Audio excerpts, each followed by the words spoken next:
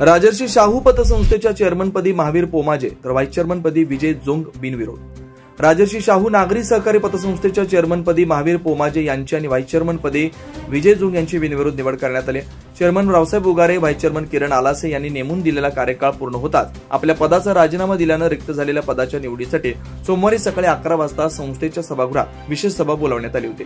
पीठासन अधिकारी तथा निवडणूक निर्णय अधिकारी म्हणून व्ही.जी. खोत यांनी काम पाहिलं।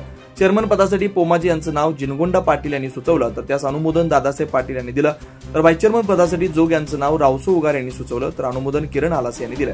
निवडणूक निर्णय अधिकारी खोत यांनी बिनविरोध निवड जाहीर केली। संस्थेच्या प्रगतीत माजी नगराध्यक्ष दादासाहेब पाटील व माजी चेअरमन जिनगोंडा पाटील यांच्या नेतृत्वाची महत्त्वपूर्ण भूमिका असल्याचं यावेळी अधोरेखित करण्यात आलं। आज संस्थेने 110 कोटी रुपयांच्या ठेवीचं उद्दिष्ट गाठले। निवडीनंतर बोलताना नूतन चेअरमन पोमाजे म्हणाले, संस्थेने गेल्या काही वर्षात भक्कम प्रगती साधली आहे। ठेवी व कर्ज वाटप या दोन्ही बाबतीत संस्थेने नवे विक्रम प्रस्थापित केले।